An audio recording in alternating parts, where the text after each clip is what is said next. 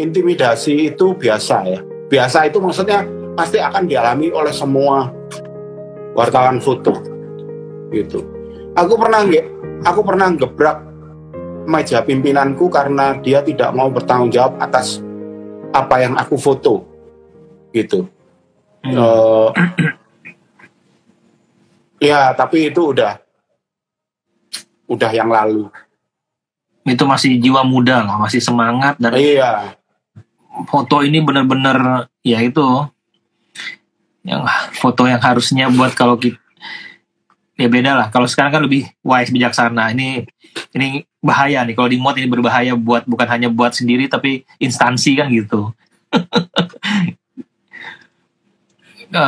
Henry Luke 9971, nostalgia ketika meliput konser Metallica. Saya salah satu korban pemukulan dan perampasan kamera oleh massa. Loh, kok massa yang rampas, Mas? Oh iya, massa kalau udah beringas pada saat itu udah nggak ada ampun deh. Kata Mas Ivan, banyak intimidasi. Jangan salah motret, di sana pun juga bisa diintimidasi. Ya namanya itu udah tugas teman-teman di jurnalistik lah ya, karena ada yang senang dan ada yang tidak senang. Yang intimidasi pasti yang tidak senang dan punya kepentingan dengan hal itu. Ya. Nah, hal kayak gini ini ya aku suka. Maksudnya kalau aku motret di komersial, aku nggak mengalami hal-hal kayak gini ini, gitu. Paling kliennya cemberut kalau nggak suka sama hasilnya, diulang. Nggak, gitu doang. Nggak semenarik gitu, nggak semenarik. Nggak semenarik jurnalistik lah. Oke, teman-teman, aku bacain lagi ya. Mana nih? Udah banyak kelewat. Coba aku bacain lagi.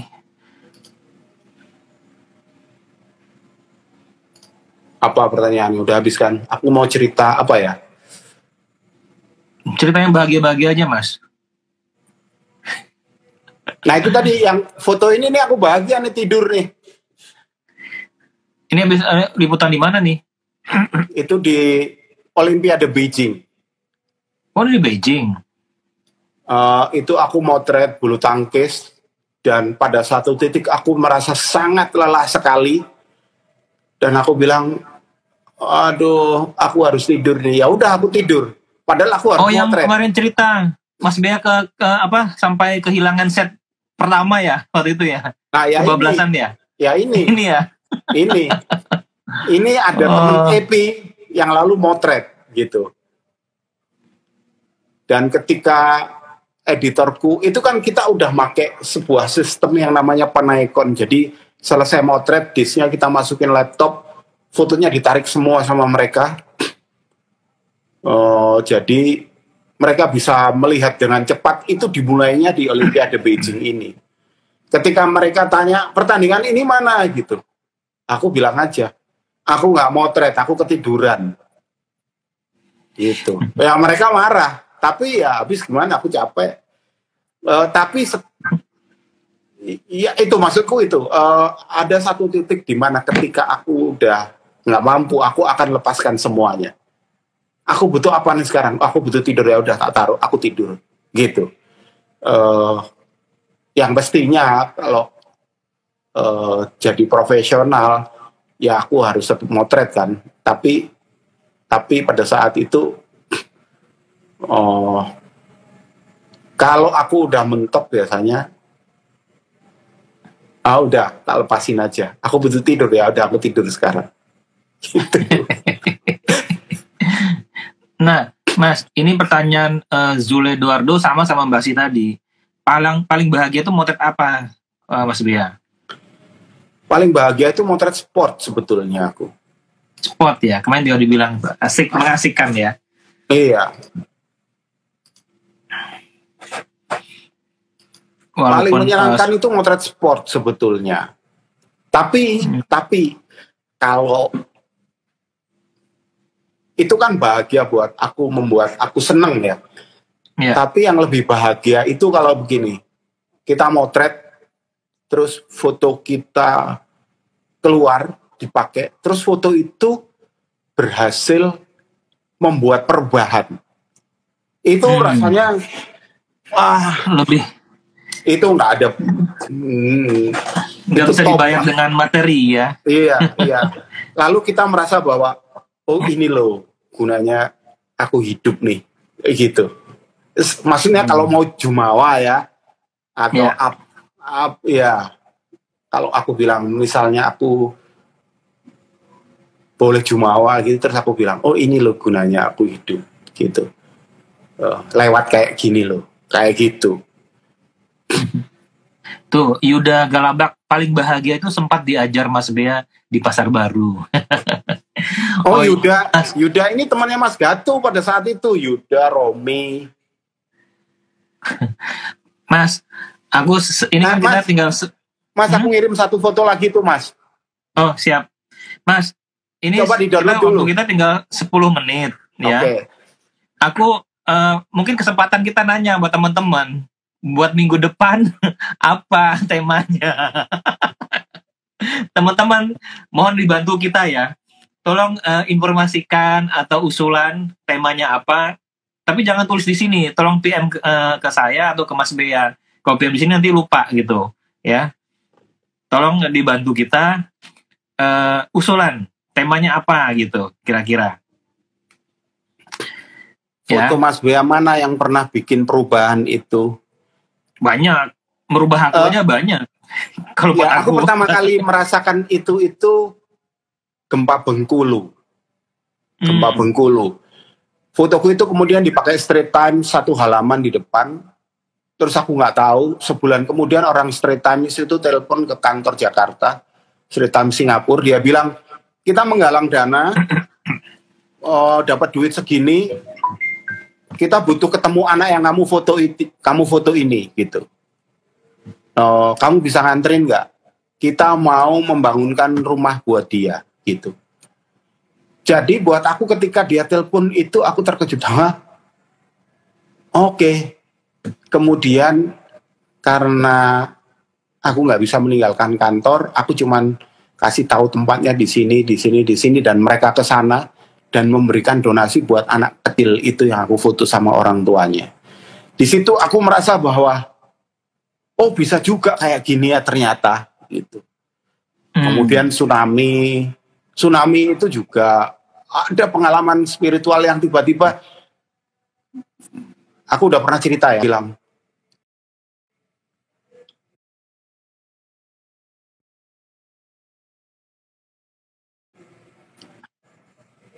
dan ketika itu terjadi, Mbak Nur menyediakan segala macam buat kita itu.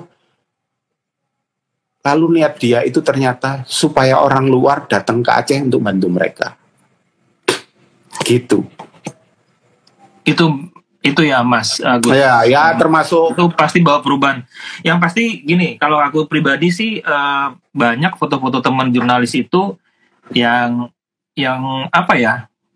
Ya contohnya tuh foto jembatan gantung tadi itu kan dilihat sama Pemdanya malu mungkin segala macam, akhirnya dibangun. Itu bikin perubahan yang skopnya yang walaupun tidak begitu besar, tapi kayak foto-foto bencana, foto-foto segala macam itu sampai di luar itu juga salah satu bahan membuat orang tersentuh untuk memberikan bantuan ya Mas Bea. Itu bikin perubahan juga gitu kan. Benar. Mungkin pas teman-teman jurnalis motret gedung sekolah yang jelek, bobrok gitu, itu juga bisa bikin perubahan. Nah, dinas pendidikan pusat melihat segala macam, contohnya gitu ya. Salam dari Bengkulu Mas Bea, mudah-mudahan nggak gempa lagi di sini. Amin. Jangan gempa lagi, jangan. Udah cukup. Oh, Mas Wimardi ini lahir dan besar di Bengkulu. Aku tahu Bengkulu, aku pernah ke sana. Ada satu danau namanya Dendam Tak Sudah. Aku juga pernah main ke Benteng Marlborough di sana waktu masih kecil. Mas Arif pribadi, Mas Arif ini di Surabaya atau Jakarta kan? Jakarta ya sekarang ya. Motret apa yang paling berkesan Mas Bea? Wah, motret apa yang paling berkesan ya? Mas Bea pernah jawab dulu, selalu berkesan katanya, banyak yang berkesan gitu kan? Iya. Mungkin tsunami yang paling berkesan ya. Tsunami ya? Iya. Berkesan sampai trauma. Karena trauma itu. Oh, Arif Padang. Udah Mas, C23. udah di-download belum fotonya? Udah, nih lagi tak keluarin nih. Masih belum nongol, sebentar. Aku sudah kirim tadi Mas Bea, sebentar. Ini tim-tim ya? Iya, ini tim-tim. Ada Carolus Naga. Lu masih di Flores, bro? Jualan kopi tuh. Carolus Naga ini juga fotografer yang talentanya kuat banget. Sekarang juragan kopi dia. Iya, betul, juragan kopi. Kopi Flores, mantap kali. Kirim-kirim lawak, woi. Nih kan? Nah, ini. Ya.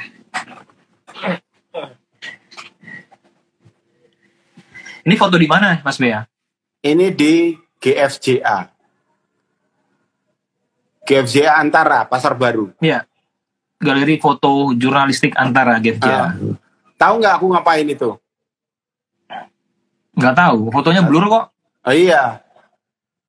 Fotonya blur karena aku joget-joget, yang tak angkat itu kursi, Mas. Bukan lagi marah, toh? Bukan. Aku lagi mabok.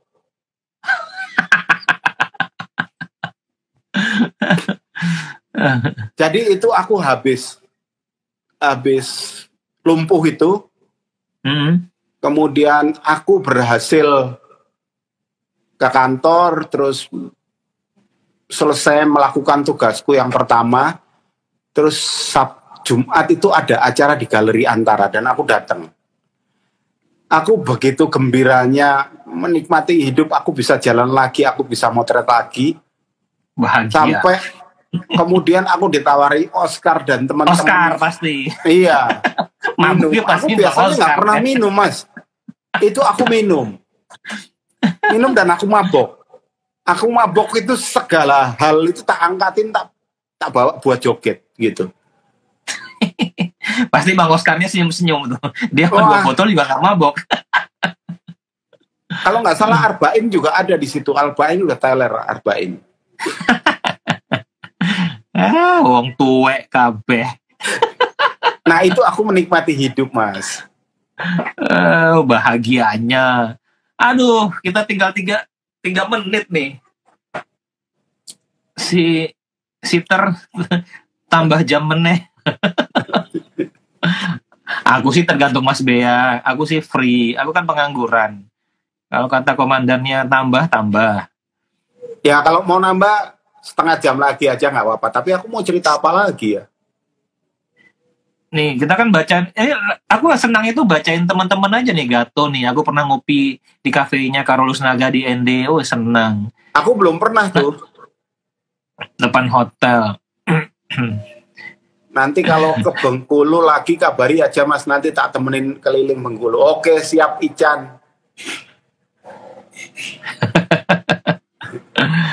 Mas B, ini Rajo Tanjung nih. Rajo Tanjung di Rajo nih Bukit Tinggi apa di Padang sih? Mas B, kalau ada penugasan dari kantor, kemana yang mau dituju yang belum pernah atau pengen mengulanginya lagi? Oh, kalau ada penugasan. Sekarang kan nggak ada penugasan lagi. Belum pernah.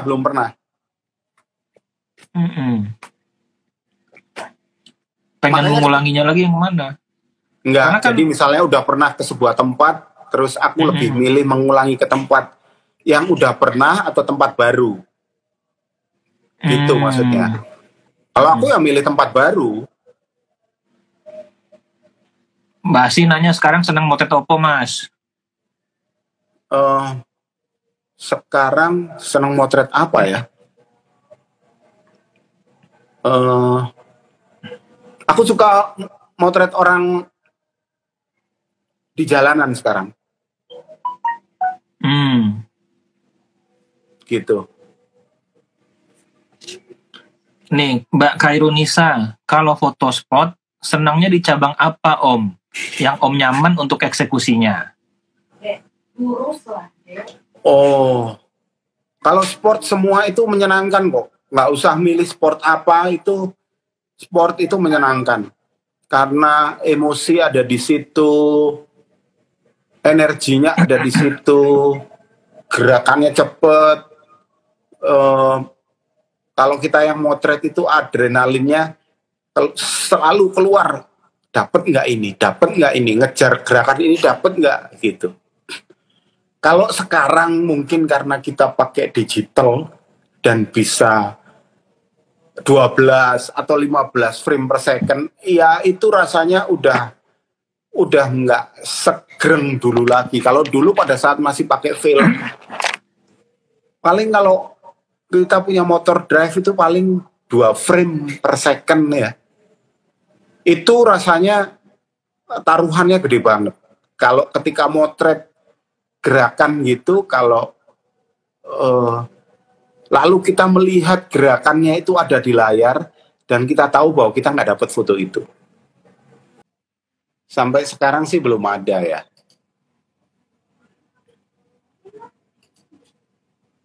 Artinya yang apa?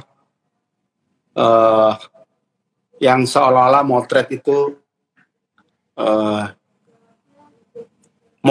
ada dalam blood-nya gitu, belum. Tapi ya buat aku nggak masalah sih, maksudnya aku dulu bebas menentukan aku mau jadi apa, aku juga harus begitu ke anak buat buahnya. anak-anak ya. Iya, dia mau jadi apa, tidak memaksakan. Bener. Biarinlah nih Mas B mabok ini tak unggah sampai akhir ini.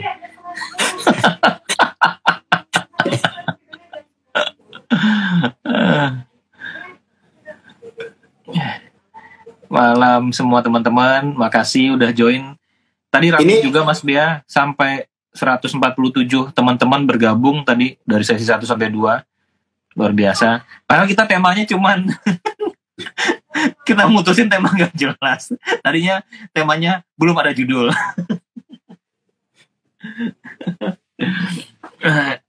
Halo Mas Sudirneng, apa kabar? Ini extra time ya, seperti main bola kita ada extra time. Iya, injury time 2 kali 15 menit. Teman-teman udah boleh mulai masang taruhannya di injury time ini. Siapa tahu ada perubahan.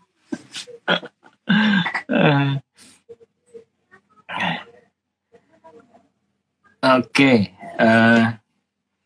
Tadi teman-teman yang mungkin kalau ada tadi yang pertanyaan yang terlewatkan, aku lupa, mohon maaf. Mungkin bisa ditulis lagi ya. Tapi jangan yang berat-berat karena kita pengen yang ringan-ringan aja nih malam ini. Ya kan? Mas B, mungkin besok aku ke tempat sepeda yang direkomendasikan kemarin itu loh. Oh, oke. Kayaknya banyak tuh dibenerin, kayaknya rantaiku juga karatan semua tuh. Mesti ganti tuh. Ya.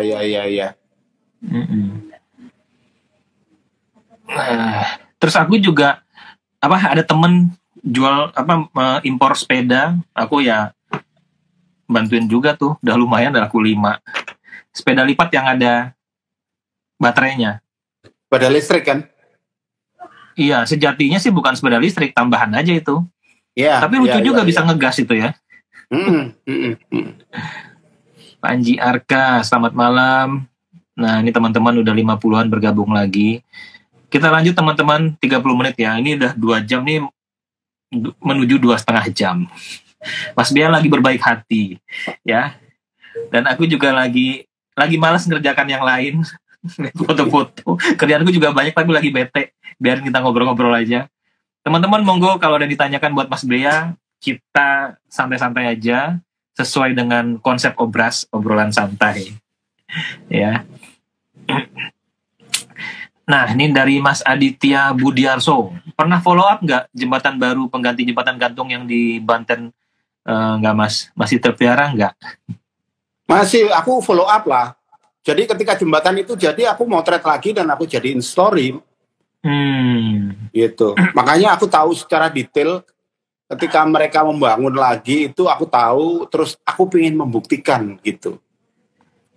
Ingin membuktikan ya, aku ke sana, aku motret lagi, aku masukin lagi ceritanya, mulai dari anak-anak itu, aku ikutin ke sekolah, jalan kaki, di sekolah bagaimana, terus sampai jembatan itu jadi. Tapi jembatan itu jadi ya dasar orang Indonesia ya. Mas, Aku potong, sorry nih. Ainu, takut kelewatan. Bikin jalan bareng dong sama Mas Bea, ngobrol sambil motret bahagia. Aku tuh mau bikin ke India sama Mas Bea. Itu pasti bahagia. Tapi masalahnya lagi lockdown, Mbak Ainu. Ya nggak Mas Be? Itu Om Iya Lukas benar. kalau dengar kata India tuh langsung kupingnya langsung naik gitu. Kita pengen ke Varanasi. Aku udah punya planning sama Mas Bea. Bawa Mas Bea ke India, kita motret bahagia gitu kan. Pasti bahagia kalau motret di India. Betul Mas Bea belum pernah. Pasti akan ter termehek-mehek. Tak bawa ke stasiun Delhi aja bisa seharian tuh Mas Bea itu. Eh, ada Mbak Narulita, apa kabar? Anjiri Harahap. Mirror Eye tadi ada lagi nggak dia? Masuk lagi nggak? Masih, Mas Mirror Eye. Oh, jadi dia bareng yang nembak itu ya? Itu naik ke atas bukit tuh mereka. Nggak, itu pansernya, barang nembak tuh dari GAM berarti. Oh iya, yang nembakin dari GAM. Iya, GAM itu dari atas bukit. Iya. Oh, berarti ada wartawan di dua kubu dong ya? Enggak juga sih, bukan di dua kubu. Aku motret ikut TNI, aku juga motret masuk ke GAM. Enggak, ya tapi pas kejadian gitu, kenapa Mas Mirror Eye-nya ada posisi yang nembak? Ya, maksudnya dia mungkin lagi ngikutin GAM, aku ngikutin TNI. Gitu. Ya, bukan di dua kubu ya. Itu kan keadaan yang kita juga sama-sama nggak akan tahu. Jadi gini, ketika meliput konflik, sebetulnya mengikuti satu sisi itu punya risiko. Risikonya apa? Diserang pihak lain, gitu. Itu udah sebuah pakem, gitu.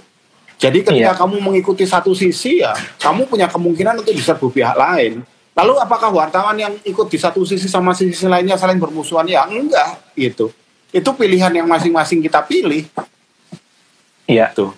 Enggak, maksudnya tadi berarti kita bisa di satu momen kita bisa lagi di tempat TNI, terus kita bisa aja berpindah lagi ke pihak GAM gitu kan? Iya. Nah, iya. Bisa.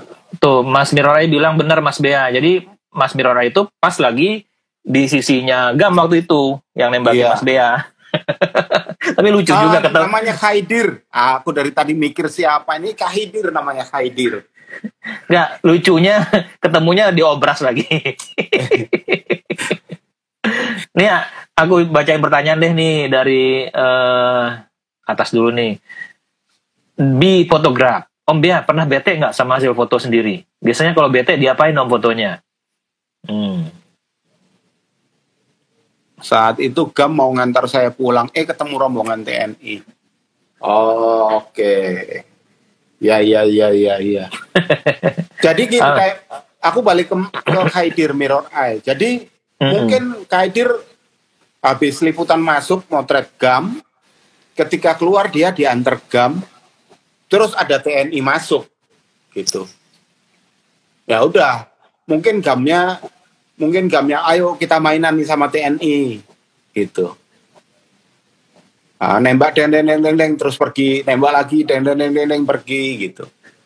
Tapi yang bikin aku paranoid adalah benar-benar bahwa kita di dalam panser itu karena senjatanya macet nggak bisa bales, jadi kita jadi sasaran empuk gitu. Makanya kita memutuskan untuk keluar, gitu. Tapi pas keluar juga tetap aja bahaya. Ini dari Mas Akia. Mas Bea, gimana sih caranya biar tetap semangat dan senang motret? Tetap mood pas motretnya. Menikmati hidup, kata Mas Bea. Iya, betul, menikmati hidup. Tapi ya se-enjoy-enjoynya ada tuh pada posisi lalu jenuh motret gitu, ada ya. Ada bete, bukan bete sih, jenuh motret itu ada. Kalau jenuh motret itu lalu patokanku cuma satu, bahwa aku harus sadar bahwa aku jenuh. Yang kedua, misalnya aku dapat assignment, aku dapat assignment itu. Yang tak jaga adalah supaya aku tidak miss aja. Miss itu dalam artinya aku dapat foto aja, nggak usah mikir yang bagus, tapi aku dapat foto aja. Asal cerita itu ada fotonya aja, udah cukup. Nah, dengan sadar bahwa kita lagi jenuh, lalu kita bisa ngasih rambu-rambu pada diri kita sendiri, gitu. Kamu boleh jenuh, tapi ini adalah pekerjaan. Jadi kamu harus dapat, gitu. Dan harus dijaga mentalnya supaya dapat foto. Jangan jenuhnya itu dibiarkan makin berkembang terus kita nggak motret gitu. Nggak usah berpikir akan dapat foto bagus, tapi asal dapat foto aja udah. Gitu ya jawabannya ya, Mas. Iya. Menjawab pertanyaan dari Mas itu tadi. Karena kalau jadi profesional kan ketika kamu dapat assignment ya kamu harus memenuhi itu. Kan gitu. Betul. Oke, sudah terjawab Mas Akia ya. Selamat malam teman-teman yang baru join. Ini sesi terakhir ya, sesi extension, sesi tambahan 30 menit. Mas Wimardi nanya, fotografer Magnum favorit Mas Bea ada nggak? Fotografer Magnum favorit? Oh, ada beberapa. Kalau Magnum ada beberapa.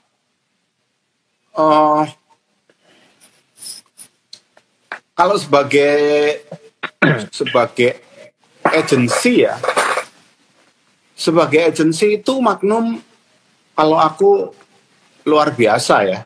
Maksudnya luar biasa itu dia bisa narik fotografer yang punya top lah, mata yang bagus dan berbeda gitu.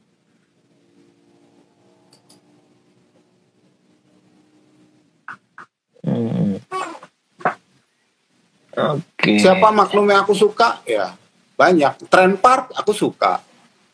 Nahwe dulu pernah gabung juga ke Magnum kan, itu aku juga suka.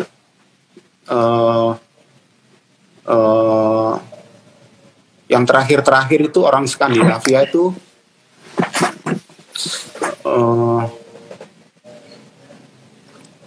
pada zaman kekinian itu aku menyukai fotografer Skandinavia. Fotonya itu tenang, emosinya dalam,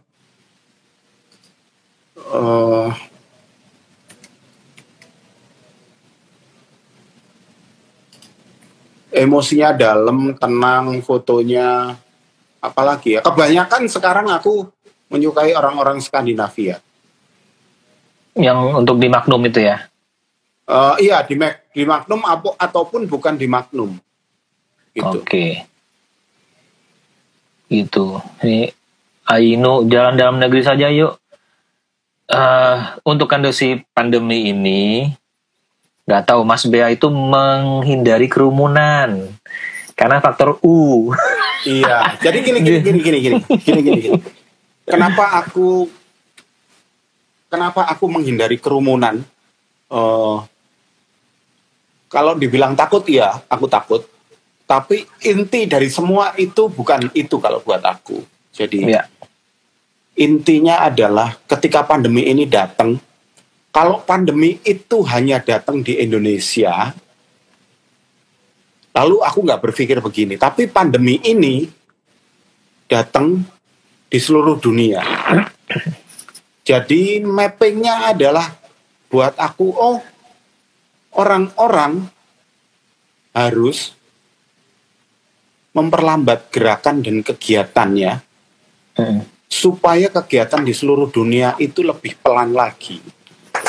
Karena kalau jujur aja, kalau kita hidup di Jakarta nih atau di Jabodetabek lah, sebagai seorang penikmat hidup, aku itu kadang-kadang lihat orang nyetir pakai motor atau pakai mobil was potong sana potong sini, aku mikir ngapain ya mereka gitu, apa yang dikejar ya gitu, kenapa sampai harus begitu. Jadi buat aku banyak orang yang hidup itu terlalu cepat. Nah ketika datang masa pandemi lalu Lalu aku berpikir bahwa oh ini bumi minta manusia memperlambat aktivitasnya agar bumi punya waktu untuk memperbaiki diri gitu. Buktinya apa? Buktinya udara jadi bagus. Terus aku baca es meleleh di kutub itu berkurang tingkat melelehnya gitu. Jadi aku berpikir oh ini orang manusia harus mengurangi aktivitasnya supaya mungkin polusi tidak kencang lagi, supaya tidak banyak pembakaran,